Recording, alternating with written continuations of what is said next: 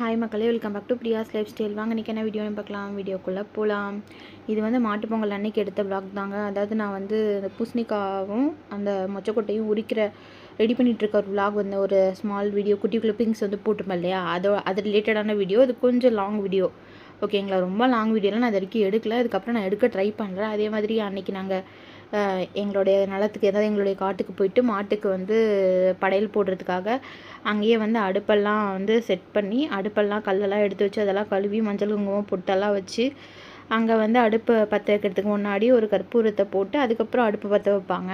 அதுக்கப்புறமா வந்து நம்ம பொங்கல் செய்கிற பானையை எடுத்து வச்சு அதில் வந்து பால் ஊற்றி அதுக்கப்புறம் வந்து அதுக்கு மேலே தண்ணி உப்பு போடுவாங்க. அப்புறம் வந்து அந்த அரிசி வந்து போடுவாங்க. அந்த அரிசி வந்து நான் வந்து 3 தடவை போட்டேன், எங்கள் அண்ணா 3 தடவை, எங்கள் அம்மா 3 தடவை போட்டாங்க. 3 பேரும் ஒரு கை 3 தடவை போடணும்னு சொல்லி போட்டாங்க. அது என்ன சாங்கியம்லாம் எனக்கு தெரியல. நான் வருஷம் பண்ணுவேன். எனக்கு அது ரொம்ப பிடிக்கும் அந்த மாதிரி பண்ணுறது. அதுக்கப்புறம் அம்மா பார்த்திங்கன்னா அந்த இது இருக்குது இல்லைங்களா, அடுப்பு பற்ற வச்சாங்க இல்லையா, அதில் வந்து சாம்பிராண்டி மாட்டுக்கெல்லாம் குளிக்க வச்சதுனால சாம்பிராண்டி புகை போடுறதுக்கு அப்படியே போட்டு விட்டுட்டாங்க. ஏன்னா மாட்டை வந்து பக்கத்தில் தானே கட்டி வச்சுருக்காங்க. அதனால் சொல்லி அப்படியே வந்து எங்கள் அண்ணா போடுங்க அப்படி சொல்லி சொன்னாங்க அம்மாவை. அதனால் எங்கள் அம்மாவும் அப்படியே கொட்டி விட்டுட்டாங்க. அதுதான் வந்து புகையாக வந்துட்டுருக்கு, ஓகேங்களா. இது வந்து படையல், அதாவது அங்கே பொங்கல் வச்சாங்க இல்லையா, அதை வந்து ரெடி பண்ணுறது vlog தான். அடியில் வந்து வேப்பிலையை போட்டு அதுக்கு மேலே வந்து வாழை இலை, அதுக்கு மேலே வந்து பொங்கலும், அதான் அந்த வெள்ளை பொங்கல். அப்புறமா வந்துட்டு வெள்ளை பொங்கல்னு நார்மலான ரைஸில் தான் பொங்கல் செஞ்சுருக்காங்க. அப்புறம் அதில் வந்து பூசணிக்காயும் மொச்சக்கொட்டையும் போட்டு வச்சாங்க இல்லையா குழம்பு. அதில் கொஞ்சம் வந்து தயிர், பால், அப்புறமா வந்து அது என்ன வெல்லம் அதெல்லாம் போட்டு, அப்புறம் வாழைப்பழம் அதெல்லாம் போட்டு மிக்ஸ் பண்ணி வந்து இதுக்கு மாட்டுக்கு வந்து கொடுப்பாங்க. ஃபஸ்ட்டு மாட்டுக்கு கொடுப்பாங்க.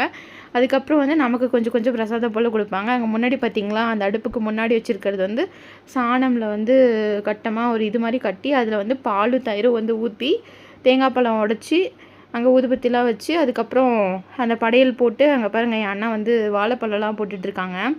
இந்த மாதிரி பொங்கல் சோறில் வெல்லம், வாழைப்பழம், கொஞ்சம் தயிர், பால் அதெல்லாம் போட்டு பிசைஞ்சு மாட்டுக்கு ஃபஸ்ட்டு கொடுப்பாங்க. அதே மாதிரி தீர்த்த விடுறதுக்கு அங்கே தண்ணி வச்சுருக்காங்க சொம்பில். பாருங்கள் எங்கள் அண்ணா போட்டு எல்லாத்தையும் மிக்ஸ் பண்ணி பிசைஞ்சு வந்து அந்த பிளேட்டில் எடுத்து வச்சு மாட்டுக்கு கொடுப்போம்.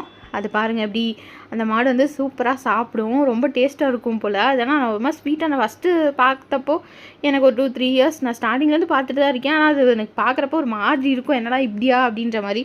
ஆனால் அது இந்த தடவைலாம் எனக்கு ரொம்ப பிடிச்சிருந்தது. அந்த பொங்கல் சோறு சாப்பிட்றப்போ ரொம்ப ஸ்வீட்டாக இருந்தது, சூப்பராக இருந்தது.